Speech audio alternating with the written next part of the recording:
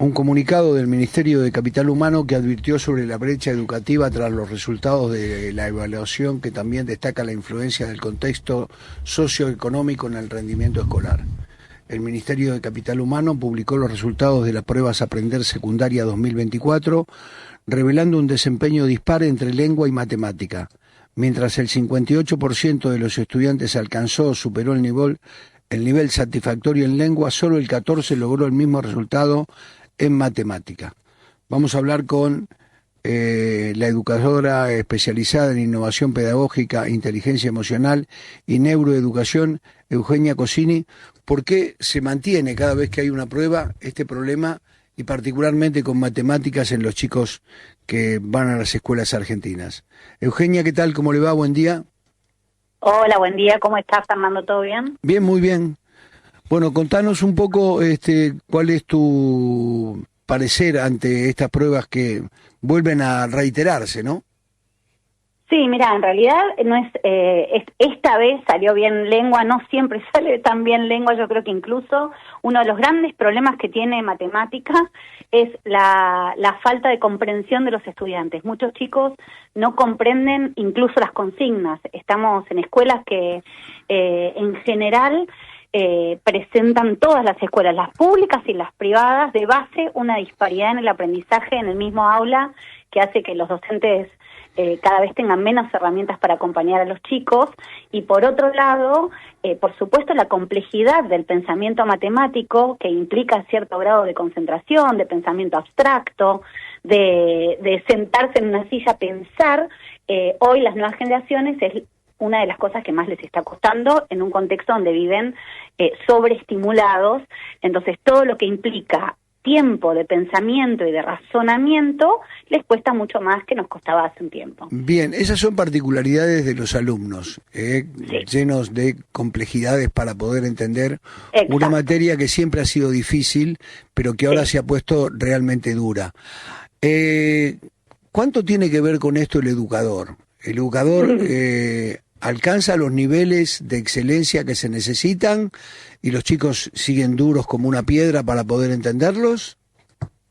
Qué buena manera de ponerlo.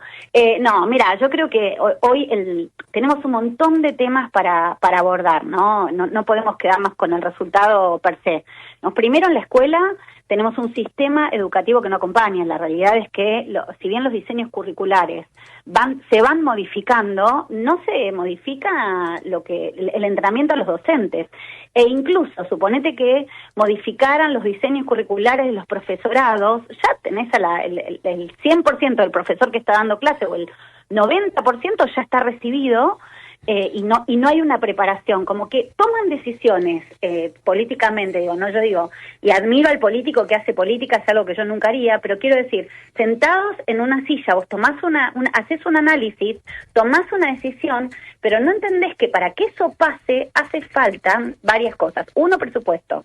Dos, que preparar a los docentes. Y digo presupuesto porque se espera que los docentes acompañen a los estudiantes, pero en Argentina un docente de matemática en general trabaja 3 turnos, mañana, tarde y noche, para poder más o menos llegar a fin de mes. Entonces necesitas presupuesto para darles horas de planificación y horas de corrección. El gran problema que hay hoy en las escuelas es que no se corrige. Y no se corrige, como no se corrige, no hay devoluciones, como no hay devoluciones, no se hace análisis de error, como no se hace análisis de error, nos quedamos con el resultado y no hacemos nada, porque no hay tiempo. Entonces, el sistema no está acompañando, o te diría, está acompañando que cada vez vayamos de mal en peor. Por otro lado, tampoco hay tanto compromiso con estas pruebas a aprender. Yo realmente me pregunto si el resultado es tan real, porque son pruebas estandarizadas que, horrible lo que voy a decir, pero lo digo con respeto y que es una pena, porque creo que hay una muy buena voluntad política, pero no son ni chicha ni limonada. Porque como son exámenes que los chicos saben que no se promedian, que no aportan al título, la realidad es que la mayoría, o muchos chicos, un gran porcentaje lo hace así nomás. Me pregunto si los resultados hablan de la realidad o hablan también del grado de desinterés y de falta de compromiso, tanto de los chicos como de algunos docentes que no posicionan el examen en un lugar de importancia, pero finalmente el sistema tampoco lo hace. Bien, ¿hasta qué punto se involucran los padres en esta situación? No, los padres no tienen idea de lo que es la prueba aprender, y hoy tenés padres que en general, cuando hay un problema, la responsabilidad es entera del colegio, del entorno, del docente, o sea, como que no hay ninguna autocrítica en el sentido de, mirá, te estás chequeando que tu hijo se siente a estudiar. O sea, pareciera que es de modé estudiar, que es cola en silla, ya parece antiguo, pero hay cosas que si no le damos tiempo sentados en la silla pensando, no van a pasar. O sea, por más de que el docente sea un genio dando clases, que el docente esté recontra preparado, que el sistema acompañe, si no le das tiempo al proceso individual de pensamiento, a la construcción del pensamiento abstracto, a la construcción del pensamiento matemático, eso no va a pasar. Entonces es como el huevo y la gallina. ¿Y cómo hacemos para abstraer a los chicos de esa acción individual que los lleva a no prestar atención? Y nos tenemos que incomodar, Fernando. La verdad es que no queda otra que incomodarnos, ser antipáticos y entender como, no digo a la antigua porque no sé, quizás a la antigua había como más autoritarismo, pero en algún punto explicarle a los chicos, mira, de tal hora a tal hora no hay celular, no hay pantalla, tenés que estudiar, no lo sé, cada uno tiene que encontrar sus herramientas. Lo que yo creo que funciona es armar hábitos y rutinas que sean sostenibles. No hace falta no usar nunca el celular, 1 hora por día. Vos fíjate que si lees los informes, los chicos que le dedicaron 5 horas semanales, escuchá lo que te estoy diciendo, 5 horas semanales al estudio en general, no de una materia en particular, tuvieron muchos mejores resultados. Y esto no es novedad. O sea, no estamos descubriendo América. El tema es que parece que lo obvio pasó de moda. Lo que sabemos que tiene que pasar para que se construyan estas habilidades, para que se desarrollen estos pensamientos, parece que no está de moda, porque todo tiene que ser en 2 minutos. Y esto es algo que tenemos que poder entrenar los adultos, tanto en la escuela como fuera de la escuela. Ahora, ¿por qué? Perdón, sí. ¿Por qué en otros países cercanos los niveles son superiores y tienen las mismas debilidades que tienen nuestros chicos? Porque allí también existe el celular, existe la red social que los involucra y los atrae. ¿Por qué esos países tienen mejores estándares que los nuestros? Mira, yo te voy a decir algo que no me quiero meter en temas políticos, pero sí te digo que nuestro país tiene un sistema que incluye un montón. Entonces, y está buenísimo, lo digo desde un lugar que me enorgullece, pero eso tiene un costo, cuando no tenés un presupuesto que acompañe. Los últimos años en las escuelas, con esto de la educación para todos, con la que comparto, que tiene que ser para todos, tenemos que poder incluir a los chicos más vulnerables, a los que les cuesta, a los que necesitan integración, pero para que eso funcione necesitaríamos un presupuesto un poco más alto, más acompañantes en las aulas. Hoy en día, la gran diferencia que tenemos nosotros es que tenemos una gran variedad de chicos con distintos niveles, con un sistema que por algunos años incluso no te dejó la repitencia. Entonces, en un momento en la adolescencia en el que el interés por aprender y el deseo de aprender no fluye naturalmente, cuando no hay un motivo concreto que tiene que ver con un resultado, que tiene que ver con cómo ese resultado después te afecta en la vida universitaria, todo eso en este país no funciona. Vas a cualquier otro país, casi te diría casi cualquier país del mundo, y los resultados de la secundaria afectan si vas a entrar o no vas a entrar a la facultad y qué posibilidades vas a tener. No tus posibilidades económicas, no nos confundamos.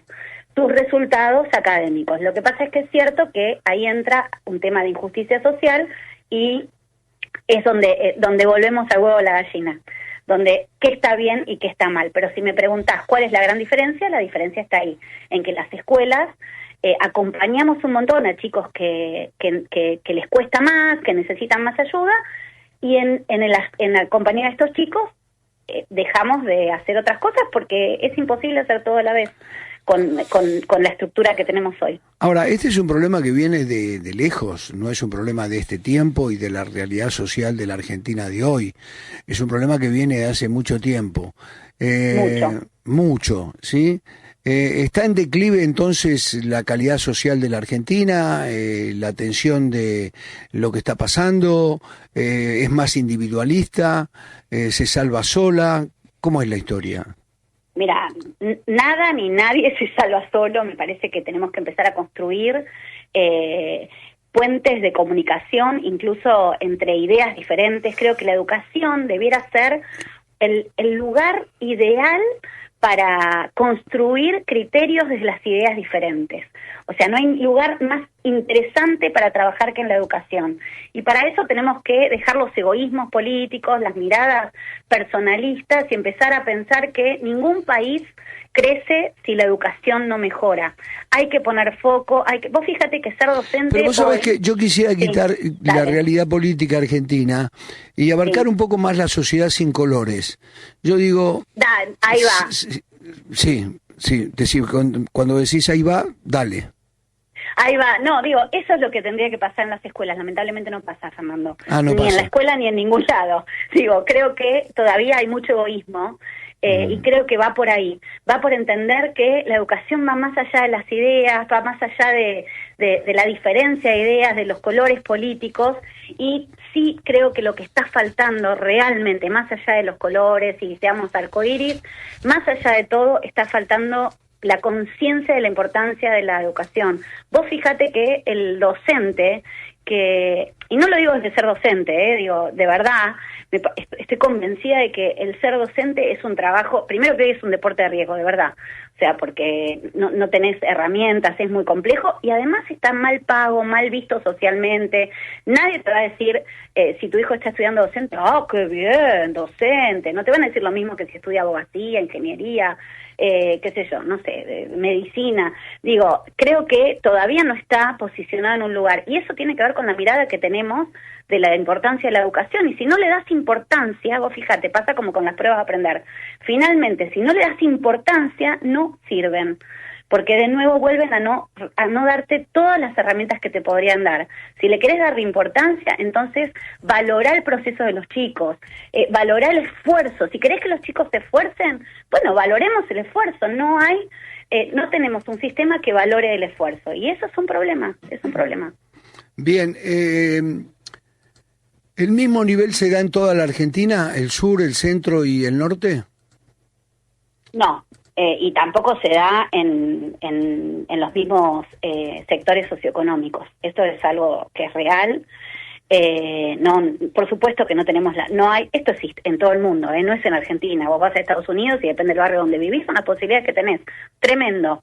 O sea, porque la educación es pública, pero es pública para todos, pero no es igual de pública, porque depende de los impuestos que pagás, depende de las oportunidades que tenés. Creo que no es lo mismo. Sí se ven que los resultados son bastante dispares entre los sectores socioeconómicos más vulnerables respecto de las escuelas privadas, escuelas públicas versus privadas, y dentro de las escuelas privadas con menos oportunidades que las que tienen un poco más. Se nota la diferencia. Ahora, de nuevo, no creo que todo sea lo económico. Creo que tiene que ver con generar oportunidades, cada uno donde está y cómo está, pero con más conciencia. Me parece que falta conciencia de la importancia de la educación. Bien, muy bien, Eugenia, te agradecemos por estas aclaraciones con respecto a las pruebas a aprender, y estamos siempre atentos a estas cuestiones, pero cada vez que tenemos los resultados nos decepcionan cada día más. La verdad que sí, la verdad que venimos un poquito para atrás con esto, y es algo que es preocupante. Es preocupante, y creo que hay varias preguntas que tenemos que hacer, que nos tenemos que hacer. Uno es, ¿están bien hechas las pruebas? Dos, ¿le estamos dando la importancia que tienen? Tres, ¿cuánto de esto es real y cuánto no? Y cuatro, y por sobre todo, ¿qué vamos a hacer con estos resultados? Porque además no tiene ningún sentido si no hacerlo. Porque además, Eugenia, el comunicado es del Ministerio de Capital Humano, es decir, que el gobierno está conteste de esta situación, porque dentro de Capital Humano está la Secretaría de Educación. Yo digo, el gobierno debería tomar conciencia con respecto a este tipo de situación. ¿Vos creés que la está tomando? Mira, no tengo idea si lo está tomando, acaban de salir las pruebas. Vos en la educación tenés dos tipos de pruebas, las pruebas sumativas, que son las que te dan el diagnóstico básicamente, y las pruebas formativas. Las formativas son las que miran el proceso y las que realmente ayudan en la construcción de la comprensión. Para que estas pruebas se conviertan en formativas, el trabajo recién empieza ahora que tenemos los resultados, en evaluar cuál es la situación, detectar qué de todo esto que tenemos es real y qué es por la falta de interés, hacer las modificaciones necesarias en las pruebas y en el sistema. O sea que recién ahora te diría que tienen la posibilidad de elegir si esto va a ser algo que sirve o si va a quedar en una noticia más que mañana no está en la agenda de los medios. Es tapada por otra noticia, como pasa siempre en la Argentina. Exactamente, ojalá que no, realmente, ojalá que... Toma nota, Fernando, y tráela de nuevo, porque la verdad me parece que eso es lo que tenemos que hacer, empezar a traer de nuevo estas conversaciones. Muy lindo, hablamos de este tema, ¿y qué pasó de acá a 6 meses? Ahí nos vamos a dar cuenta si el gobierno está eligiendo hacer algo o no. En eso estamos interesados desde el primer día, así que Eugenia, te agradecemos y te volveremos a llamar, ¿ok? Dale, un abrazo enorme y que tengan una hermosa jornada. Hasta luego. Igualmente, que sigas bien. Bien, es cierto, estos son temas que aparecen, son titulares. Nosotros venimos charlando desde hace casi 2 años, ¿sí? Casi 2 años. Desde el primer día, creo. Que nacimos sobre esta historia, y las pruebas se realizan y cada día tienen resultados más preocupantes, y hay un sinfín de motivos de acuerdo con lo que dice el especialista, y Eugenia nos cuenta que hay una realidad que la sociedad toma, se preocupa, realiza un gesto de admiración, dice, e inmediatamente le tapa el tema de Guandanara.